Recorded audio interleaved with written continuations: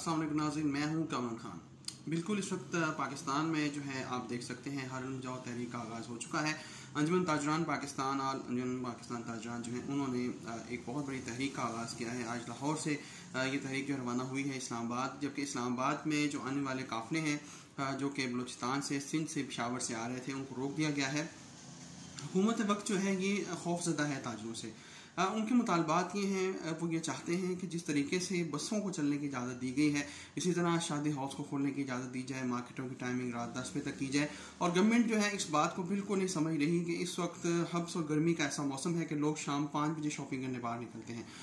मैं ये समझता हूँ कि ताजरों की जानिब से पहले भी ये तजवीज़ आई थी कि 24 घंटे कर दिए जाए बाज़ारों के, ताकि SOPs पर अमल हो, लोगों में हबड़ दबड़ ना मचे। और लोगों में ये जो अफरा तफरी मचती है, इसी वजह से जो है हमने देखा कि ईद उल फितर के बाद बहुत सारे केसेस जो है उनमें इजाफा हुआ। और अब भी यही देखने में बात आ रही है कि अब भी शायद ऐसे ही हो। और गवर्नमेंट की ये जो नाअहली है कि ये किसी की बात नहीं सुनती, इस वजह से हारून बचाओ तहरीक जो है वो भरपूर कामयाब होने जा रही है।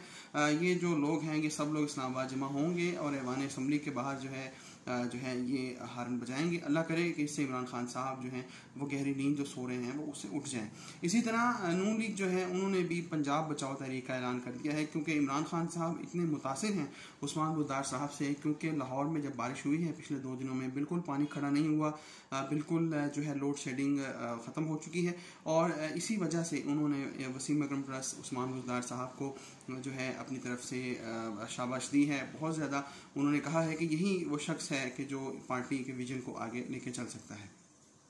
इस हवाले से हम ये समझते हैं कि मियां नवाज शरीफ भी सो रहे हैं, शहबाज शरीफ साहब भी सो रहे हैं, और उन्होंने अपने नीचे वाले जो लीडरान हैं उनको जो है ये तमाम तर जिम्मेदारियां तफवीज़ की हैं।